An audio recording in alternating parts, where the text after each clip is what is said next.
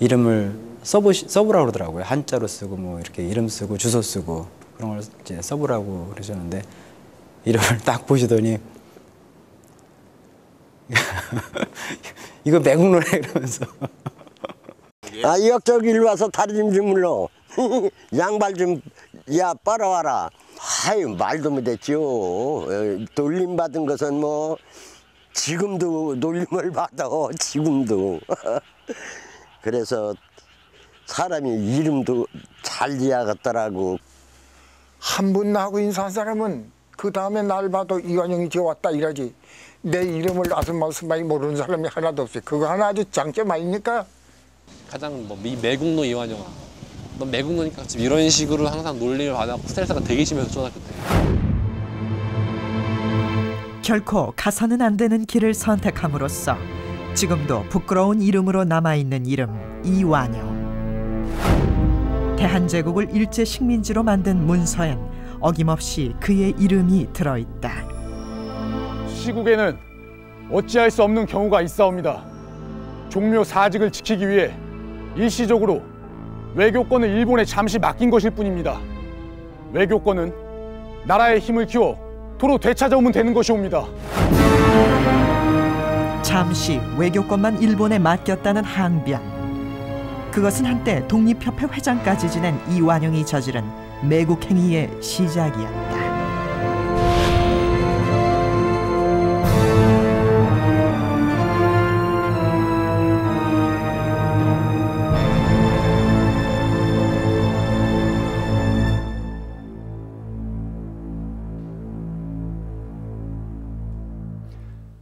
나라를 팔아먹은 매국노, 친일 반역자.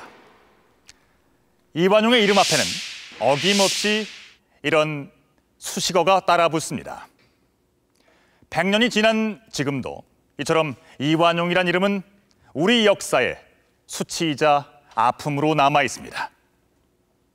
일제에 나라를 넘긴 문서에 서명을 하고도 기울어가는 조선 왕실을 지키기 위한 결단이었다며 항변했다는 사실, 여러분께서는 알고 계셨습니까? 한국사 전. 오늘은 한 개인의 잘못된 선택이 어떻게 나라를 파국으로 몰아가는지 이완용의 행적을 살펴보도록 하겠습니다.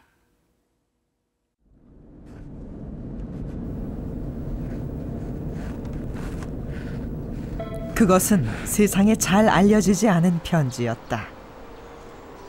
이완용의 행적을 찾기 위해 방문한 일본 국회 도서관 문서보관실.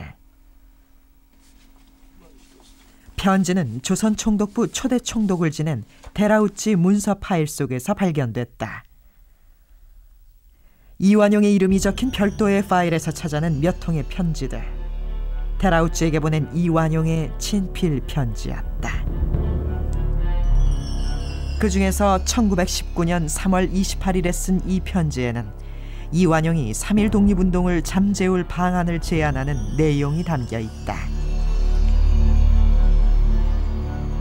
수습 방책은 내선인 동화에 있습니다. 우견을 말씀드리면 동화 사업은 관의 힘만으로는 도저히 진행시키기 힘듭니다. 백성들이 서로 접촉하면서 가능한 일이라 먼저 조선인들에게 국어를 보급하는 데 힘써야 합니다.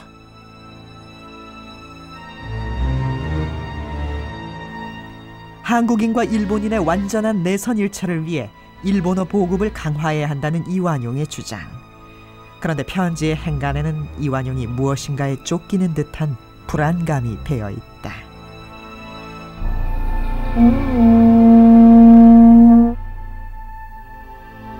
(1919년 1월) 덕수궁에서 승하한 고종의 죽음이 그 시작이었다.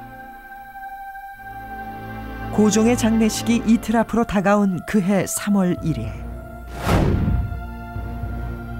서울에서 불을 지핀 독립만세운동은 삽시간에 전국으로 퍼져나갔다. 일제의 가혹한 탄압에도 수그러들기는커녕 1년간이나 지속됐다. 친일에 앞장섰던 사람들까지 독립운동에 뛰어들게 만들 만큼 그 여파는 컸다. 이완용에게도 3.1 독립만세운동은 친일 반역의 길에서 돌아설 수 있는 마지막 기회였다. 그러나 이완용은 돌아서지 않았다. 그가 선택한 것은 독립운동을 진압할 방안을 제안하는 편지를 쓰는 것이었다. 조선 귀족은 황은을 입고 각하의 은택으로 그 지위를 유지하는 자입니다. 그 범죄가 불행히도 귀족 중에서도 행해졌지만 대부분의 귀족들은 전혀 관련이 없습니다. 친일파 귀족들을 대변하는 듯한 이완용의 편지. 그것은 일제가 자신의 손에 쥐어준 힘과 지위를 지켜내기 위해서라면 무엇이든 하겠다는 각오와도 같았다.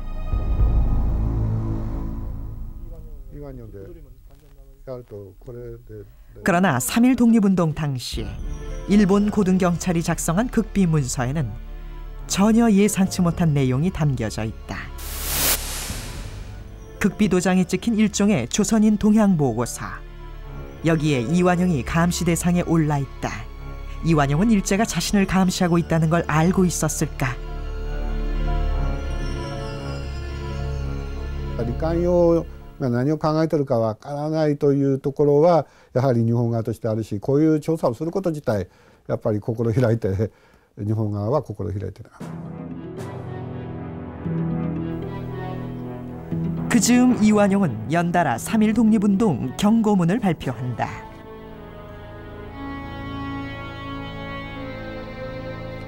그는 3차례에 걸쳐 경고문을 썼는데 1차 경고문에선 3.1 독립운동을 불순 세력의 선동에 의한 몰지각한 행위로 몰아붙였다. 1당 기사에도 이완용의 경고문이 실려있다. 이완용의 호를 제목으로 붙인 1당 기사는 그의 조카이자 비서였던 김명수가 펴낸 이완용 추모집이다. 여기에 실린 3차 경고문을 보면 일본에 대한 충성을 노골적으로 드러낸다.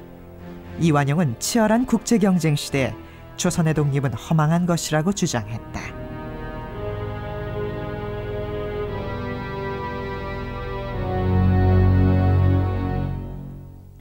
일제에 맞서는 항일운동이 확산되자 이완용의 친일 매국 행위는 점점 강도를 더했다. 이 책입니까? 예, 이해했습니다. 신 교수가 보여준 한 권의 책. 선생이고 요거에 책의 저자인 곤도 시로스케는 일제강점기 창덕궁에서 15년간 근무한 국내부 사무관이었다. 곤도가 쓴 이왕궁 비사에는 뜻밖의 내용이 실려 있었다. 창덕궁 동행각에 화재가 났을 때 벌어진 사건이었다. 우리는 이미 그 정황을 들었어. 그대는 실로 불충하기. 순종이 거처를 덕수궁으로 옮기자는 이완용의 제안에 불같이 화를 냈다는 것이다. 이완용 후작이 창덕궁을 일본 황실에 헌상하여 별궁으로 삼자고 제안했다는 소문이 파다했다.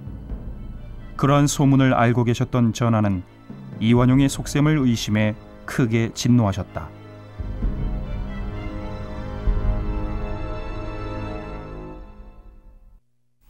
헛된 소문만은 아니었다. 일본 국회도서관에서 찾은 또 하나의 편지. 이완용이 1921년에 일본의 국내 대신 마키노 신켄에게 보낸 것이다. 이완용은 이 편지에서 실제로 일본 천황에 별궁을 짓자고 제안했다.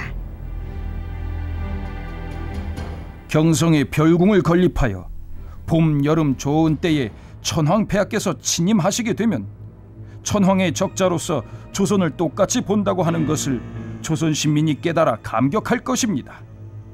그렇게 한 연후에야 조선 통치의 효과를 빠르게 거둘 수 있을 것입니다.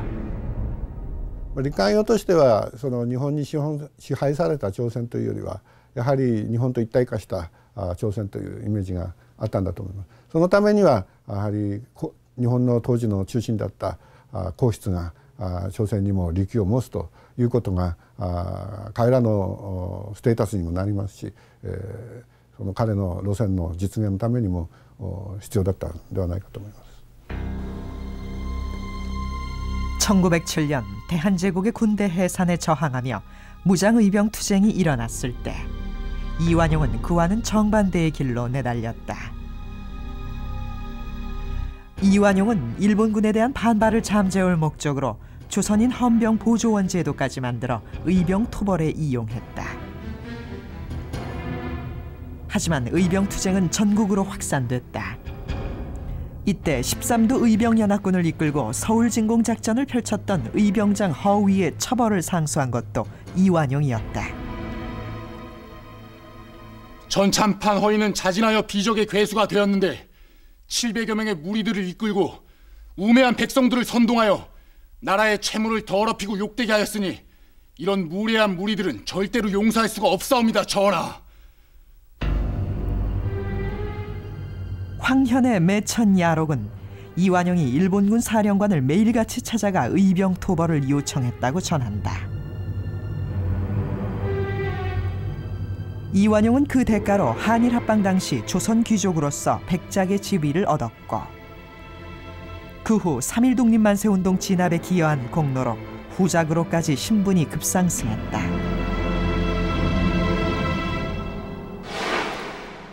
지금 보시는 것은 1935년도에 조선 총독부에서 펴낸 조선 공로자 명감입니다. 일제가 조선을 식민 지배하는 데 공헌한 인물들의 공적을 정리한 책자죠. 자, 그럼 이완용에 대한 조선 총독부의 평가를 한번 볼까요? 동양의 인걸, 불세출의 인인이라고 되어 있습니다. 매국의 대가로 이완용은 이와 같은 찬사를 일제로부터 들으며 특권을 누렸습니다. 이완용은 대체 어떤 인물이었을까요?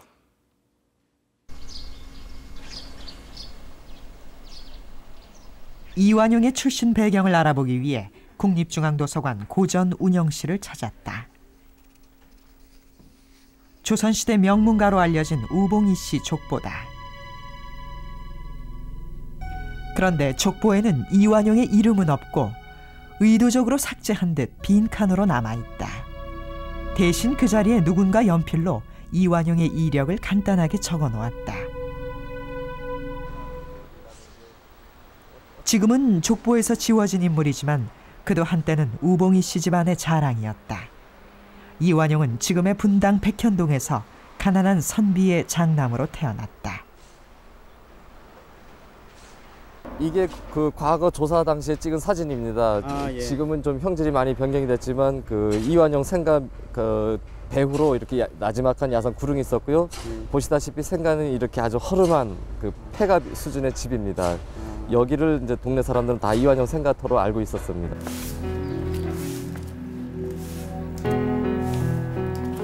이완용의 삶이 한순간에 바뀐 것은 10살이 되던 해인 1867년. 먼 친척이던 이호준의 양자로 들어가면서다. 이호준은 대원군의 친구이자 사돈으로 조선의 소문난 명문세도가였다. 남다른 총명함에 명문가의 배경까지 갖춤으로써 이완용의 입신 출세는 예약된 셈이었다. 이완용은 원래 몰락 양반 가문이었지만 이호준의 양자로 들어가면서 그야말로 권력의 핵심부에 들어갈 수 있는 발판을 마련하게 됩니다. 그리고 양자이기 때문에 그 누구보다도 자기가 출세하려고 하는 의욕도 강했다고 생각이 듭니다. 이완용이 공식 기록에 처음으로 등장한 것은 1882년. 그해 10월에 실시된 과거에서 합격한 직후다. 실록에는 고종이 궁중악공까지 보내 이완용의 급제를 축하한 것으로 나온다. 이완용은 고종의 총애를 한 몸에 받으며 관직에 진출한 지 3년 만에 정삼품에 올랐다. 세자를 가르치는 시강원 겸사서까지 맡아 순종과는 사제의 인연을 맺었다.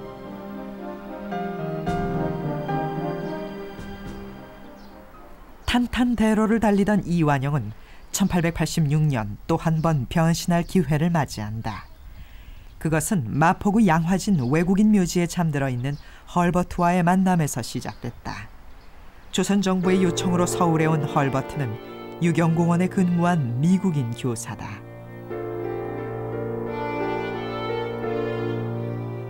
유경공원은 국제 업무를 담당할 신진 관료를 양성하기 위해 고종이 세운 근대식 교육기관인데 여기서 만난 헐버트의 첫 제자가 이완용이다. 유경공원 학생은 좌원과 우원으로 구분했다. 좌원에서는 관료 출신들이, 우원에서는 양반가의 자제들이 공부했다. 좌원 학생 명단에 들어있는 이완용의 이름, 여기엔 젊은 날의 꿈이 담겨 있다. 예, 우선 임금님의 총애를 받는다는 점, 또 임금님과 함께 개혁의 최전선에서 일하기 때문에 이후에 정부의 큰 역할을 맡을 수 있다는 기대를 가지고 그 학교를 다녔습니다.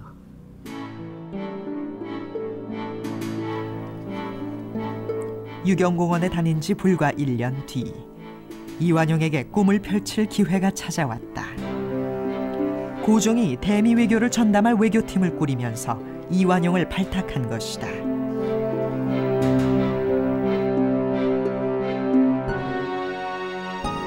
대미 외교에 거는 고종의 기대는 컸다. 주미공사 서리를 지낸 이하영의 기록에 따르면 미국은 조선과 거리가 멀어 침입할 우려가 적고 황금의 나라로 알려진 부국인이 덕을 볼 것이며 종교지상주의 국가이기 때문에 도덕을 존중하여 야심이 적을 것이라고 판단했다. 고종의 미국에 대한 그러한 인식은 승정원 일기에서도 확인된다.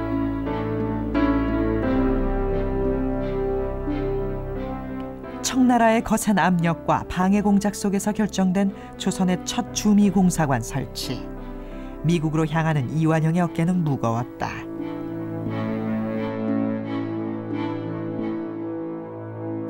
그 당시에 미국의 이 주재공사로 나가는 거는 엄청난 변혁입니다.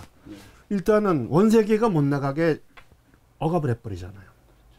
그리고 이거를 이제 미국이 받아들여서 가는데 그 얘기는 한국이 동등한 나라라는 것을 주권 국가라는 걸 선언하는 것이기 때문에 이건 엄청난 사건이에요. 거기에 실무 책임자 참사관으로 나간다는 점은 이완용의 위상을 우리가 알 수 있는 겁니다. 이완용 일행을 안내한 사람은 알렌이다.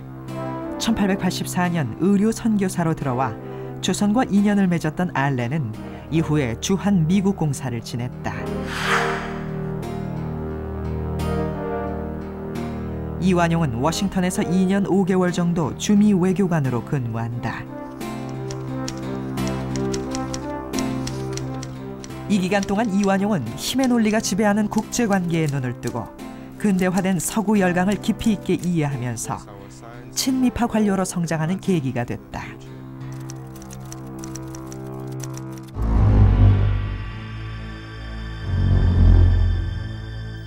이완용이 귀국한 지 5년째 되던 1895년 8월. 일본에 대한 이완용의 감정을 단적으로 보여주는 사건이 일어난다. 일본 낭인들이 경복궁 내전까지 침입해 명성황후를 시해한 을미사변이었다.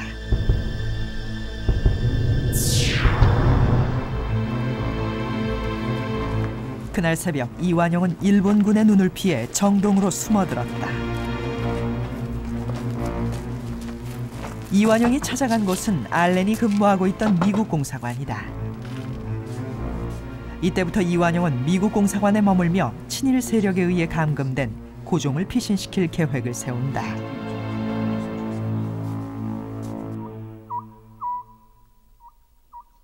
(1896년 2월) 하순, 그날도 경복궁을 에워싼 일본군의 감시는 삼엄했다. 이른 아침 경비가 소홀해진 틈을 타고 궁녀용 가마 한 대가 경복궁을 빠져나왔다. 궁문을 나와 가마가 향한 곳은 정동의 러시아 공사관.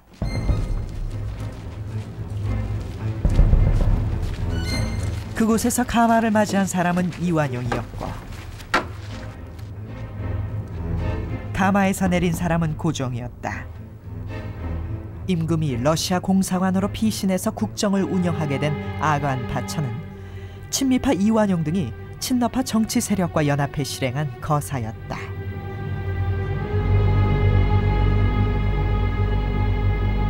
당시 친일적인 세력들을 제외하고는 어떻게 하면 일본을 내쫓을 수 있을까가 최대의 화두였고, 이완용도 거기에 가장 앞장섰던 인물 중에 하나입니다. 그래서 우리 스스로의 힘은 불가능하니까 반일 세력들을 결집해서 미국이라든가 러시아의 세력을 빌었던 것이죠. 그래서 거기에 앞장섰기 때문에 아간파천 이후에는 상대적으로 인재 풀이 줄어든 상태에서 가문이라든가 학력면에서 뛰어났던 이완용이 소위 얼굴 마담으로서 전면에 나설 수 있었다고 생각이 됩니다. 아관 파천에 성공한 직후 이완용은 외부 대신과 학부 대신 서리, 농상 공부 대신 서리 등 한꺼번에 3개의 대신직에 올랐다. 이완용에 대한 고종의 신뢰는 그만큼 두터웠다. 이때까지만 해도 이완용은 내정 간섭을 일삼는 일본에 맞서는 고종의 충직한 신하였다.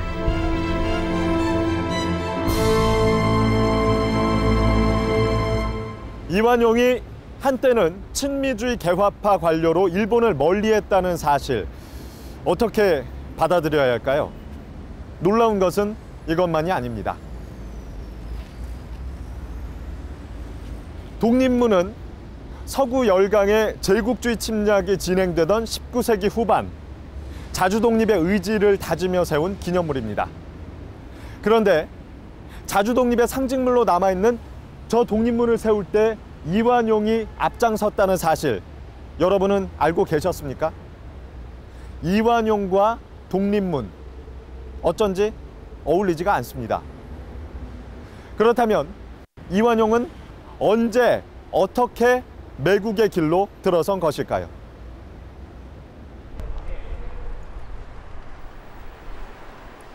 규장각에는 이완용의 화려한 이력이 실린 독립신문 원본이 남아있다. 1898년 3월 5일자 독립신문에는 독립협회 2대 회장에 선출된 이완용의 근황이 실려있다. 독립문 건립을 추진하는 명단에도 이완용의 이름이 들어있다. 당시 이완용은 창립위원장까지 맡아 독립협회 결성을 주도한 핵심 인물이었다.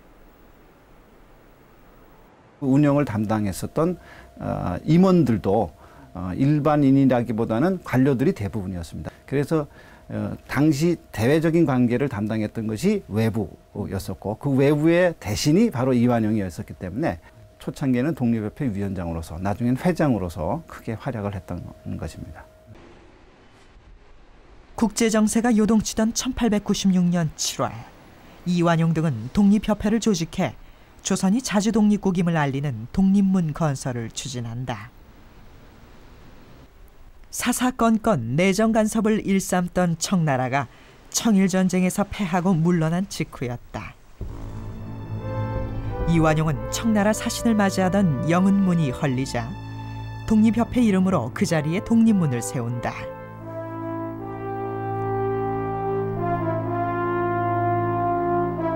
독립문 주춧돌을 놓는 정초식 행사에는 이완용의 이름으로 초대한 5천여 명이 참석했다. 이날 이완용은 인상적인 연설을 한다. 독립을 하면 미국과 같이 부강한 나라가 될 것이요, 조선 인민이 합심을 못하여 서로 싸우고 해하려고 하면 구라파에 있는 폴란드 모양으로 모두 찢겨 남의 종이 될 터이다. 세계사에 두 본보기가 있는데 미국과 같이 독립이 되어 세계에서 제일 부강한 나라가 되든지 폴란드같이 망하든지 좌우간에 사람하기에 달려있는데 우리 조선 사람들은 미국과 같이 되기를 바라노라.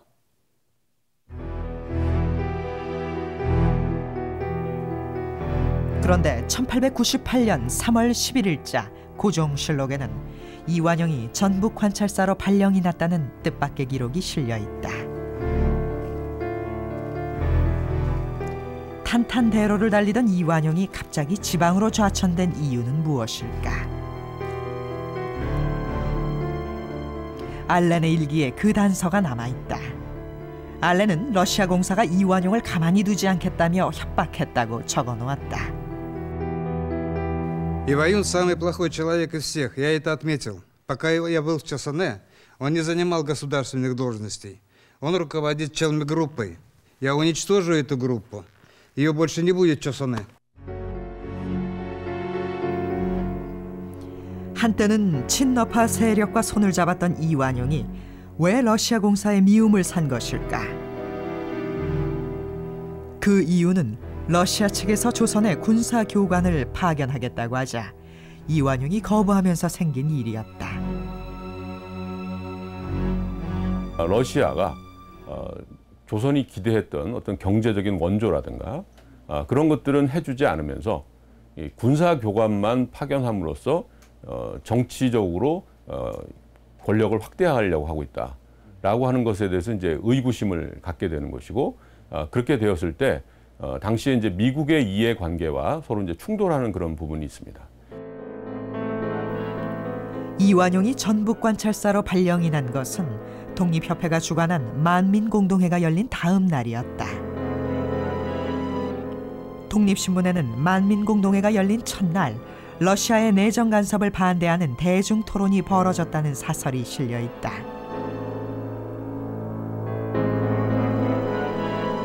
만민공동회에 대한 대중적 열기가 높아지면서 애국계몽단체로 출발한 독립협회의 성격도 점점 달라졌다. 이완용의 의도와는 달리 정부의 잘못된 정책을 비판하는 목소리가 터져 나왔다. 자신이 계속해서 중앙에 그 관계에 머물러 있다가는 결국은 그러한 세력들의 대표자로서 자기가 인식이 될 것이고 그렇게 됐을 때 자기의 어떤 정치적인 생명에 상당히 위협을 느끼게 되는 것이 그가 전라북도 관찰사라고 하는 직을 뭐 못 가겠다고 하면은 뭐 안 갈 수도 있었던 것인데 굳이 그러한 시기에 가는 가장 중요한 이유라고 보여집니다. 이완용이 처음으로 마주친 정치적 위기였다. 중앙정계에서 밀려난 상처는 컸다. 부임한 지 닷새 만에 직무태만으로 감봉됐고 공금횡령죄로 파직의 위기를 맞기도 했다. 급기야 독립협회에서도 제명됐다.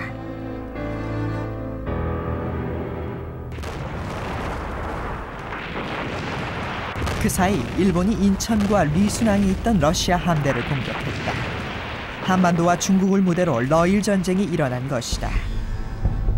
전쟁은 예상을 뒤엎고 개전 1년 만에 일본의 승리로 돌아갔다. 일본은 서구 열강과 어깨를 나란히 하는 제국주의 세력으로 급부상했다. 패전한 러시아는 한반도를 일본에 넘겨준다는 포츠머스 조약을 체결했다.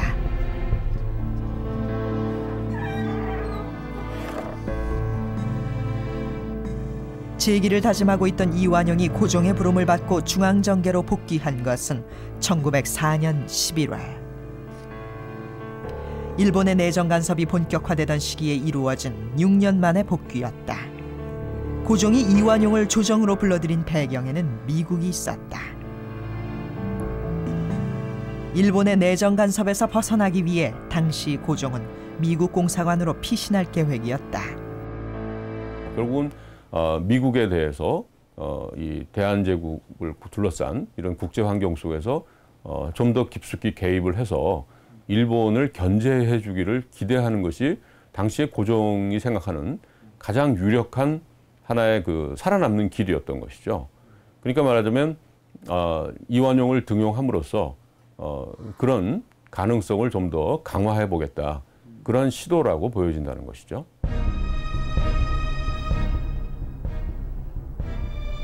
그러나 미국은 아무런 도움을 주지 않았다. 러일 전쟁 직후 미국은 필리핀 점령을 보장받는 조건으로 일본의 한반도 점령을 인정하는 가스라 테프트 미략을 체결한 상태였다.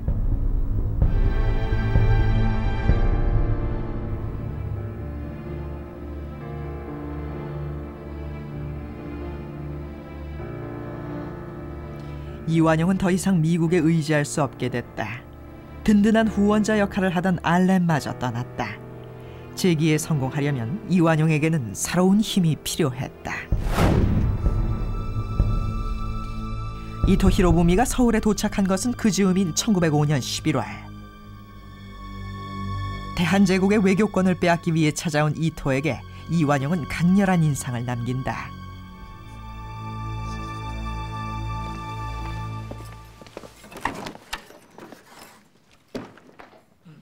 11월 17일 저녁 8시 대신들이 모여있는 어전 휴게실에 이토가 들어섰다. 자신이 내놓은 을사조약 체결안이 의정부 회의에서 어떤 결론이 났는지 확인하기 위해 찾아온 것이다. 山西大臣は5点で何と定義したのか。 나는 반대한다고 말했어. 도시大臣は 나도 반대한다고 말했어. 絶対に反対か。 그렇소. 法務大臣は 나 또한 반대한다고 하였어.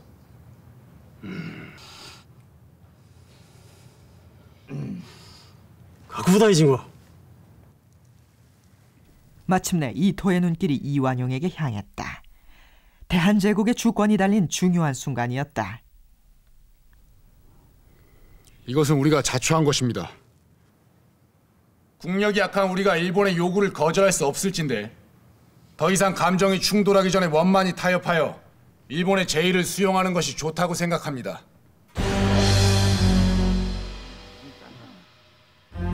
이완용은 을사조약 체결에 찬성한다. 일당 기사에는 이토 히로부미가 그날의 상황을 수레한 내용이 실려 있다. 이완용의 도움으로 을사조약을 체결할 수 있었다며 칭찬을 아끼지 않았다.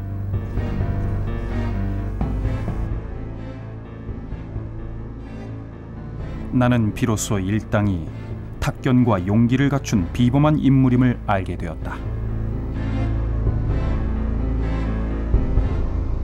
그동안 또 자신을 밀어줬던 알렌이 공사로서 퇴임을 해가지고 미국으로 돌아갔었고, 자기가 정계에 복귀했을 때는 자신과 함께 일을 추진할 수 있는 친미 세력들이 주변에 사라지게 된 거죠. 영향력을 발휘할 수 없게끔 되고, 또 게다가 이제 이완용 자신의 개인적인 출세 또는 정세관 이런 것이 겹치면서 이제 자기가 살아남을 길은 이미 대세가 기울어져서 한국에 대해서 커다란 영향을 미칠 일본에 붙는 것이 가장 바람직하겠다, 이런 판단을 내렸던 것 같습니다.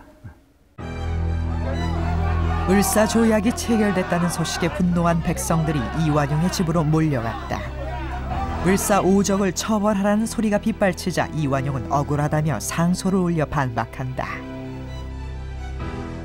시국에는 어쩔 수 없는 경우가 있습니다.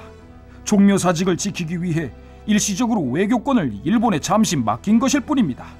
외교권은 나라의 힘을 키워 되찾아오면 되는 것입니다.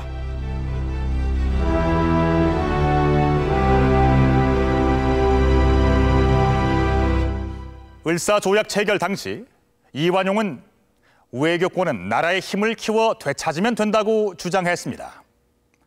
그러나 불과 5년 뒤에 이완용은 나라의 통치권을 완전히 일본에 넘겨주는 한일 합방 문서에 서명을 합니다. 이때에도 그는 대세가 일본에 기울었으니 일본의 요구를 따라야 한다고 주장했습니다. 애국의 이름을 내세워서 자신의 지위와 권력을 유지할 수 있는 길을 선택한 것입니다.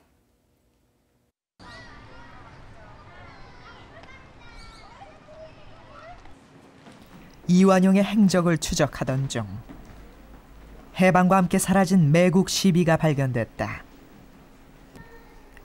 부산 박물관에 전시된 500여 점의 사진은 조선 총독부 박물관에서 소장하고 있던 것이다. 문제의 시비는 덕수궁 함령전 뒤뜰을 촬영한 이 사진 속에 들어있었다. 사행시를 새긴 비석인데 각 구절 밑에는 이름이 적혀있다. 첫 행은 이토의 작품, 두 번째는 모리 국내 대신이 지은 것이고, 세 번째는 손해 부통감이 지은 시다. 일본과 조선이 한 집을 이루니 천하가 봄이로다고 노래한 마지막 행, 바로 이 구절이 이완용이 지은 시다.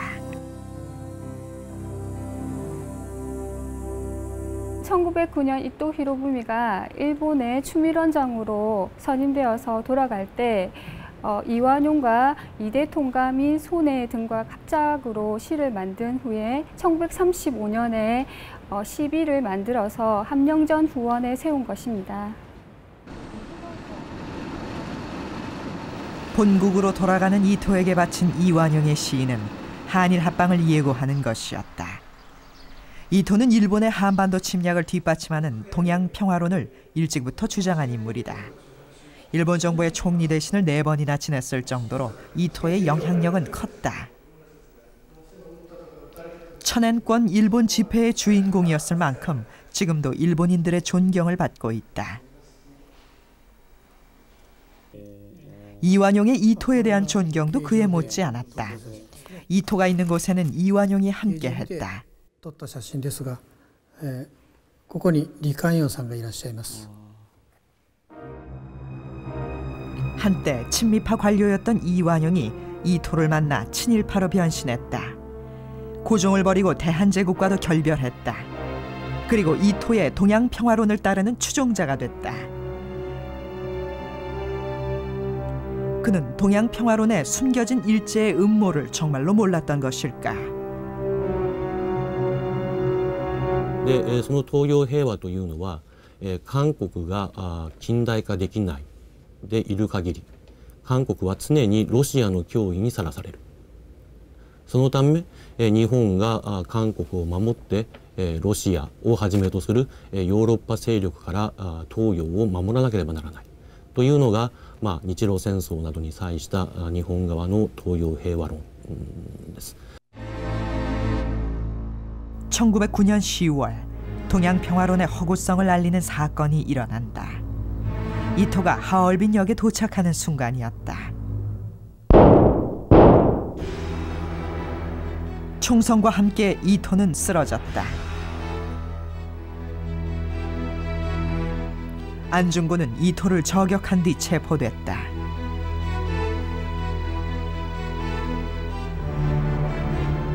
당시 이완용은 안중근을 맹렬히 비난하며 조문사절단을 조직해 시신이 있던 중국 대련으로 달려갔다.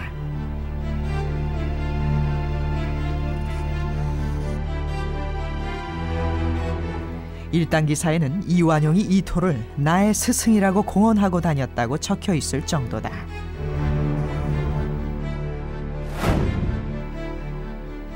그해 12월 22일 오전 11시 30분 이완용도 심판대에 올랐다. 지금의 명동 성당인 종현 카톨릭 성당 앞에 이완용이 모습을 드러냈다. 누군가 벨기에 황제의 추도식에 참석하고 나오는 이완용을 노려보고 있었다. 이윽고 20대 청년이 이완용에게 향했다. 청년은 단칼에 인력거꾼을 쓰러뜨리고 이완용의 왼쪽 어깨를 찔렀다. 현장에서 체포된 청년은 20살의 이재명이었다. 이완용은 치명상을 입고도 살아남았다.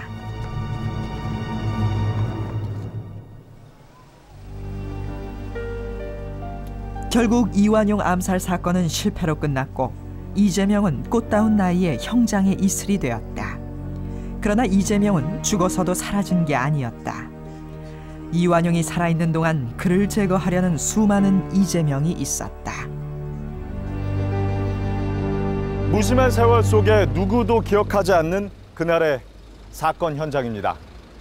이곳에서 이완용을 찔렀던 이재명 의사는 한일 합방 조약이 체결된 1910년 암살 미수범으로 처형됐습니다. 형장의 이슬로 생을 마치기 전 이재명 의사는 일본인들로 둘러싸인 재판정에서 이완용이 저지른 죄목을 당당하게 밝혔습니다. 을사조약을 체결해 나라의 외교권을 넘기고 통감부를 설치케 한 죄, 고종 황제를 협박하고 강제로 물러나게 만든 죄, 정미칠 조약을 체결하고 군대를 강제로 해산시킨 죄, 한일 병합을 추진한 죄, 그리고 무엇보다 더 큰 죄는 이완용이 끝까지 반성하지 않는 것이라고 밝혔습니다. 20대의 푸르른 젊음까지 죽음으로 내몰았던 이완용이 마지막 순간까지 붙잡고 있었던 것은 대체 무엇이었을까요? 친일 반민족 행위자 재산조사위원회가 활동을 시작한 지 올해로 3년째에 접어들었다. 이완용은 위원회의 제1차 조사 대상이었다. 컴퓨터 파일에는 그동안 조사한 이완용 소유의 토지 목록이 빼곡하다. 이완용의 땅은 전국에 걸쳐 분포돼 있었다.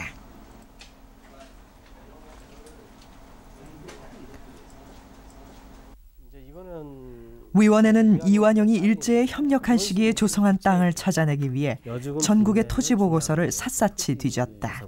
그래서 그 당시 이제 이 일대에 보면은 이제 이완용의 토지가 좀 많이 나오는데요. 지금 뭐 이완용 토지 아닙니까? 민규식.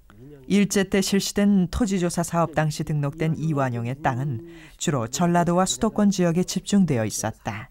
광주군 도청면 유정리 일대인데요. 여기도 보면 상당히 그 토지가 많은 걸로 나타나는데 거의 뭐 반 그 지역에 반 정도는 뭐 이완용 땅으로 좀 나오고 있죠. 재산조사위원회에서 밝혀낸 것만도 여의도 면적의 2배에 이르는 규모고 조사 대상자인 친일 반민족 행위자 중 단연 1위다.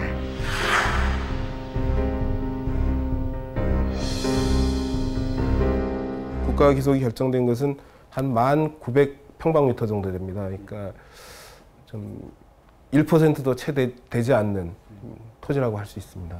극히 적은 규모의 토지지만 그럼에도 불구하고 이완용이 취득했던 재산 가운데 일부지만 국가로 기속시킨 것에 일정한 역사적 의미가 있다고 생각을 하고요.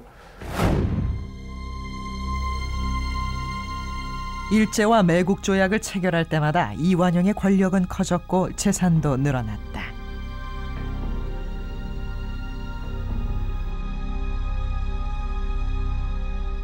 한일합방 문서에 서명한 뒤 이완용은 일제로부터 은사금 15만 원을 받았다.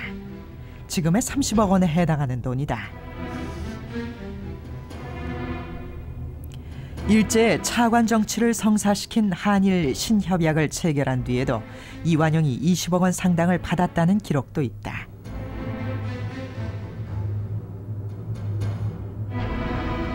(1920년대) 중반 경성부의 조사에 따르면 당시 이완용의 자산은 약 300만 원, 요즘의 600억 원 규모다. 당시 이완용은 조선 제2의 갑부가 되었다. 이완용의 재물에 대한 집착은 일당 기사에도 실려 있을 정도다. 이완용이 재물을 좋아하지 않았다면 동양 제1의 정치가가 됐을 것이다.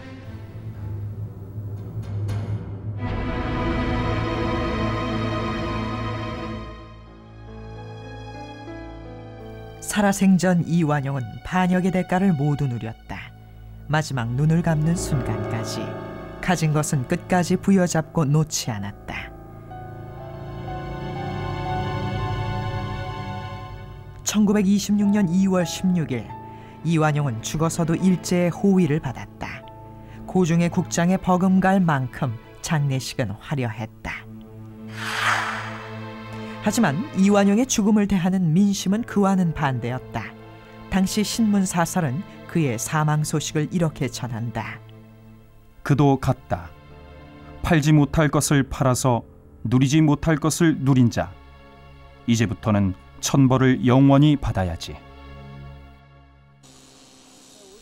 그의 죽음은 온전하지 못했다.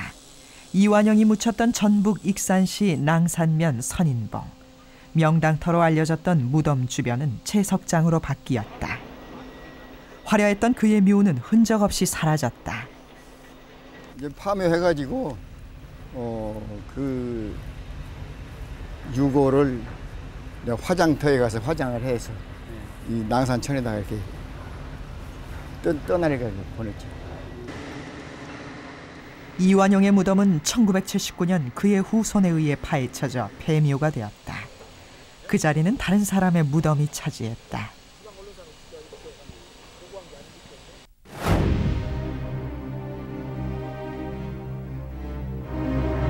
이름을 소중히 하라는 조상의 가르침을 저버리고 잘못된 길로 들어서는 순간 이완용은 역사에서 가장 부끄러운 이름이 되었다.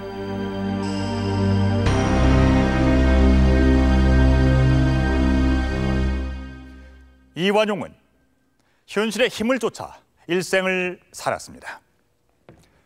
나라를 완전히 일본에 넘겨주는 문서에 서명을 하고도 대세상 어쩔 수 없는 선택이었다고 변명하며 끝까지 반성하지 않았습니다. 이완용의 삶은 국정을 이끄는 고위층 인사가 정당하게 지켜야 할 가치를 저버리고 현실의 힘과 권력을 쫓아가는 순간 역사를 어떻게 파국으로 몰아가는지 극명하게 보여줍니다. 이완용은 역사의 평가를 두려워하지 않는 삶이 얼마나 위험한 것인지를 비추어주는 우리 안에 또 다른 거울이 아닐까요?